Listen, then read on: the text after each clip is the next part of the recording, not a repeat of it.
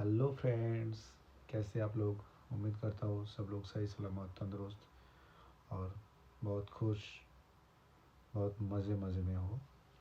तो खैर जो भी हो, अच्छे से रहो, अच्छे से दिन गुजरे आप लोगों को, यही उम्मीद है हमारा। अरे यही दुआ है, ऐसा ही रहेगा। तो आज दो चीज़ के ऊपर मैं बात करने जा रहा हूँ। एक है बाहर का लाइफ, जो लोग बाहर रहते हैं जैसे कि हम, और वीज़ा के बारे में।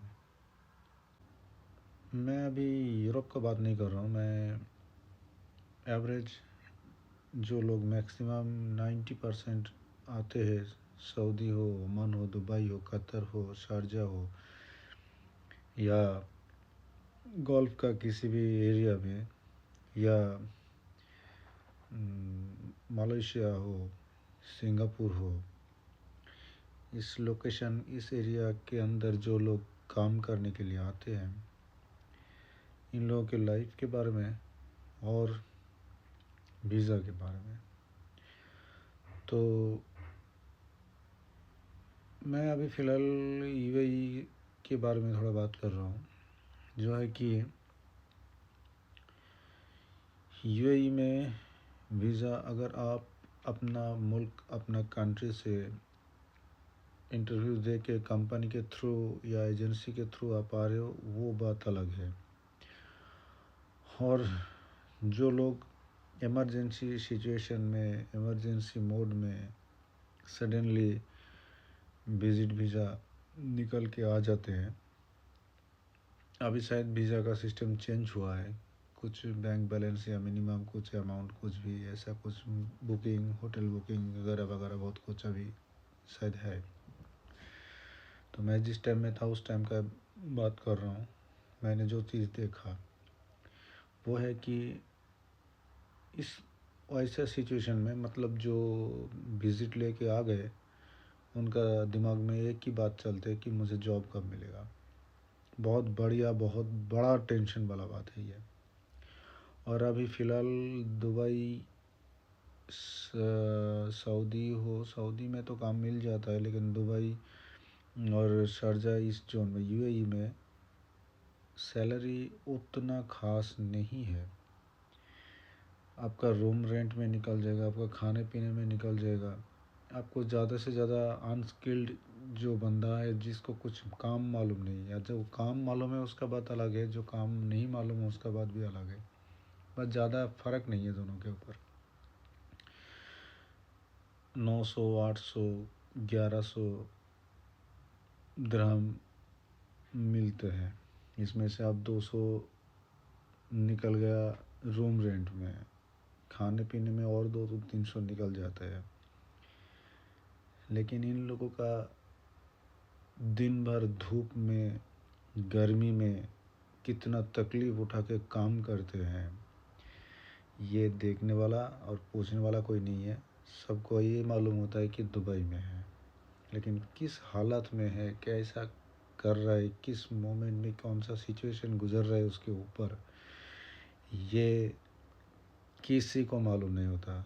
जो बाहर रह गया है, जो बाहर रहता है और जो काम कर रहा है, इससे अलावा किसी को मालूम नहीं इनके ऊपर कितना तकलीफ़ जाता है, कितना टेंशन जाता है। घर से तो यही फ़ोन आता है कि पैसा कब मिल रहा है, कब पैसा भेजेगा, लेकिन हालत पूछने वाला कोई नहीं है, कोई भी नहीं है।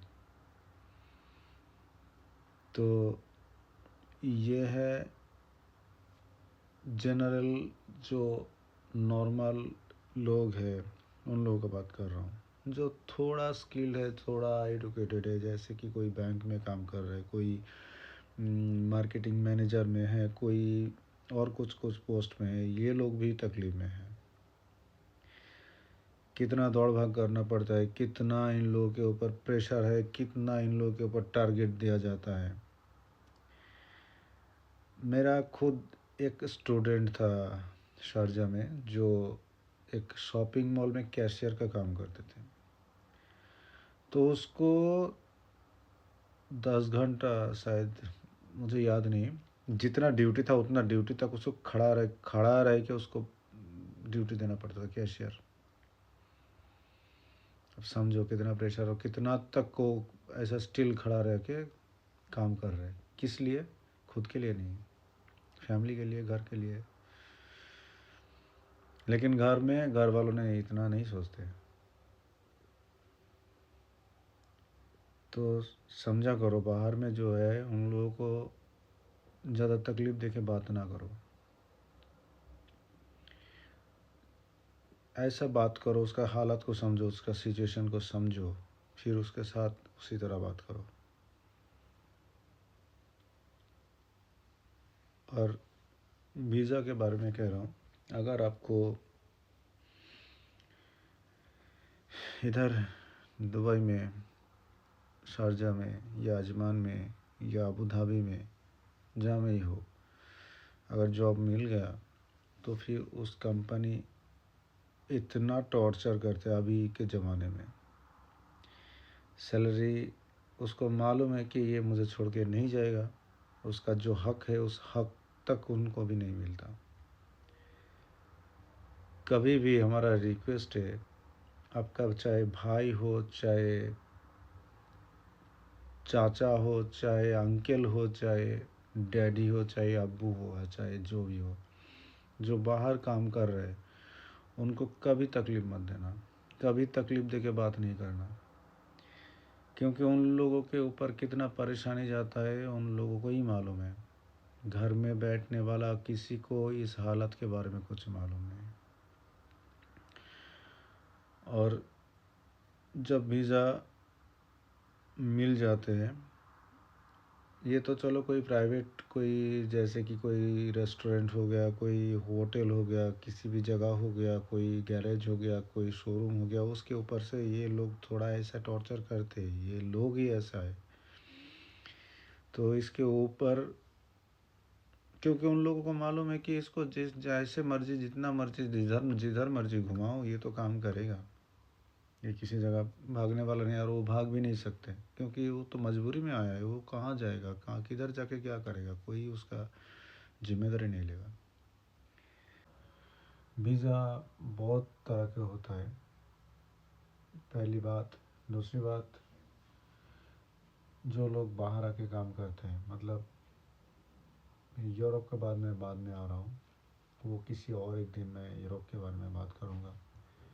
लेकिन अभी जो चीज़ के ऊपर मैं बात कर रहा हूँ, वो चीज़ है कि हम लोग एवरेज 85 से 95% लोग गल्फ़ में आते हैं। किस लिए? घूमने के लिए नहीं, मजबूरी, तकलीफ़, बहुत सारे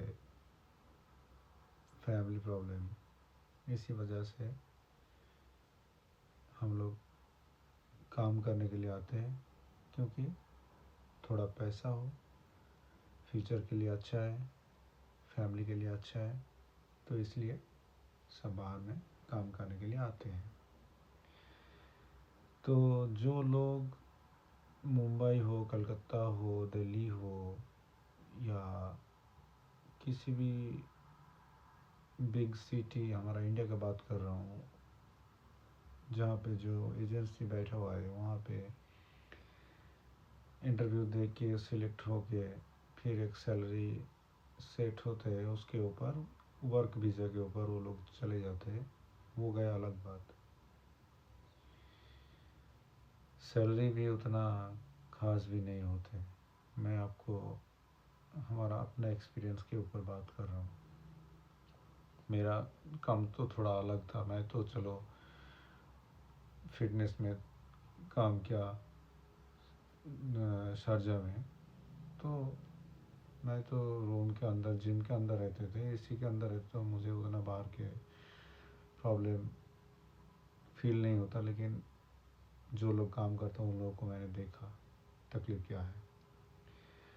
तो जो लोग, ये तो गया वर्क परमिट, उधर से मिला, उधर से गया, सॉरी उधर से सिलेक्ट हुआ, फिर इधर आया। ये तो सऊदी, दुबई, ओमान, कतर, झटाझट झटक से सब कुछ हो जाता है। फिर मैं बात कर रहा हूँ ये यूरोप के बारे में, ये बाद में मैं बताऊँगा इसका वीज़ा का प्रोसेसिंग क्या है, ये कितना लेट होता है, कितना पेशेंस रखना पड़ता है। यूरोप में आने के लिए उतना अच्छा, उतना ईजी चीज़ नहीं है, इसमें बहुत सारा पेशेंस रखना पड़ता है। तो ये तो गया उधर से इंटरव्यू दे के आने के बाद किया। और जो लोग सडनली आ जाते हैं, सडनली एक्सीडेंटली, जैसे कि मैंने आया था, मेरा अपना एक्सपीरियंस कह रहा हूँ, मैं विज़िट में आया था। तो विज़िट में जो लोग आते हैं वो लोगों के दिमाग में एक ही टेंशन चलता है कि यार कोई भी जॉब मिला दे, कोई भी जॉब चलेगा, मुझे थोड़ा बचना है, मुझे रहना है, मुझे सुकून चाहिए, मुझे टेंशन से निकाल, ये दिमाग में घूमता रहता है हमेशा। ये विजिट वीज़ा वाला टेंशन क्या है, जो लोग आया है उन लोगों को मालूम है। मेरा एरिया से दो बंदा शायद आए थे दुबई में, वो शायद विजिट में आए थे, मैं नाम नहीं लूँगा, लेकिन उन लोगों को भी मालूम था कि विजिट वीज़ा में जाके जॉब मिलना कितना मुश्किल है, कितना फ्रॉड होता है, कितना कुछ होता है। तो मुझे तो जॉब मिल ही गया। मैं 16 सितंबर में आया था, 16 या 17 सितंबर 2023 I think. And after that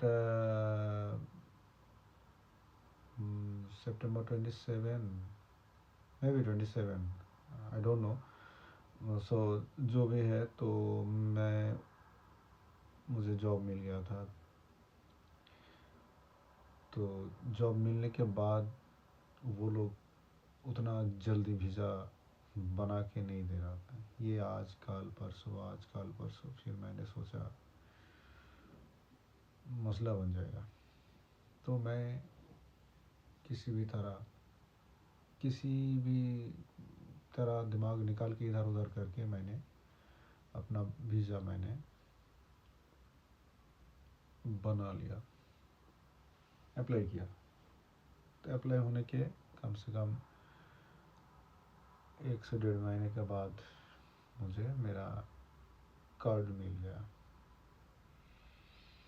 तो मैंने बनाया था पार्टनर वीज़ा, इसलिए बनाया था कि पार्टनर वीज़ा या बिजनेस वीज़ा, ये सब वीज़ा अगर दुबई से यूरोप या अमेरिका या ऑस्ट्रेलिया, न्यूजीलैंड, किसी भी जगह में आपने अगर इन फ्यूचर अप्लाई किया तो आपका वीज़ा लगने का 95% चांस रहता है। तो इसलिए मैंने वो वीज़ा किया। कंपनी के ऊपर से मुझे मिल जाता था, लेकिन मैं ये दिमाग लगा के मैंने किया, क्योंकि मेरा मिशन था यूरोप, मेरा मिशन था दुबई से निकलना है, मेरा मिशन था, मैं यही एक जरिया है जिस जरिया से मैं बाहर निकल सकूँ। इंडिया से अगर करने की कोशिश किया तो अपना किडनी सेल करना पड़ेगा, वो भी कोई गारंटी नहीं है कि आपको वीज़ा मिलेगा या नहीं। कौन सा ऑफिस कब ओपन होगा, कब बंद होके वो लॉक लगा के निकल जाएगा, आपको मालूम नहीं पड़ेगा। तो इसीलिए इधर से अभी यहाँ पे भी होते हैं, दुबई में भी होता है, लेकिन सही सोर्स, सही दिशा, सही कनेक्शन लगाने के लिए खुद को सही करना है, सबके साथ मिलना है, सबके साथ चलना है सही तरह से, फिर आपको मालूम पड़ जाता है। जल्दबाजी में कोई काम नहीं होता, पेशेंस रखना पड़ता है। ये तो गया वीज़ा की बात।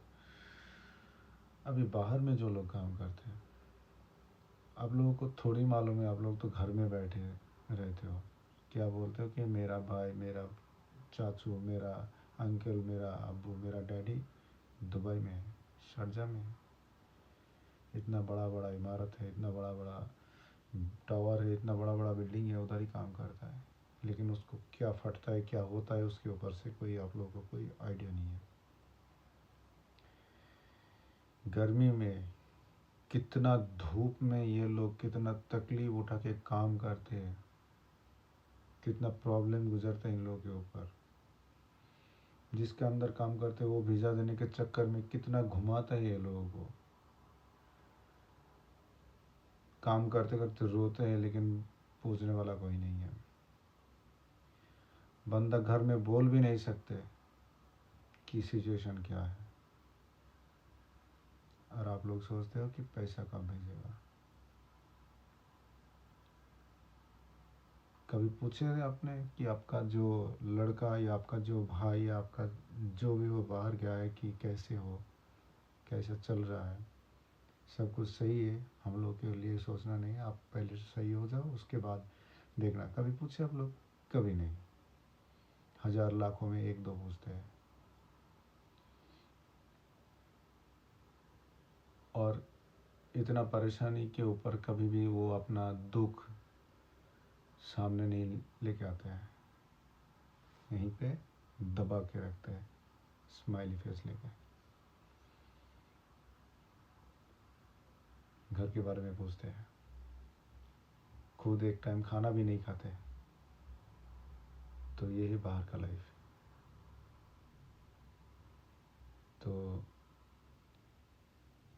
कभी भी मेरा रिक्वेस्ट है, कभी भी आप लोगों का कोई भी रिश्तेदार, कोई भी रिलेटिव, कोई भी अगर बाहर काम करे तो उसको तकलीफ दे के बात ना करो, ये मेरा रिक्वेस्ट है। उसको कितना प्रॉब्लम होता है कि उसको खुद को मालूम है, आप रियलाइज़ नहीं कर पाओगे, कभी रियलाइज़ नहीं कर पाओगे। तो ये मेरा विनती है कि कभी भी तकलीफ दे के बात ना करो, सपोर्ट करो, दुआ करो। वो खुद के लिए नहीं काम कर रहे, आप लोगों के लिए काम कर रहे हैं। तो ये बात याद रखो, कभी दुख ना पहुंचाओ। ज़रूर ये चीज़ सुन के आप ज़रूर, मेरा रिक्वेस्ट है, कुछ कमेंट करो और सपोर्ट में रहो। आगे कुछ नया चीज़ लेके आऊँगा। Take care and bye.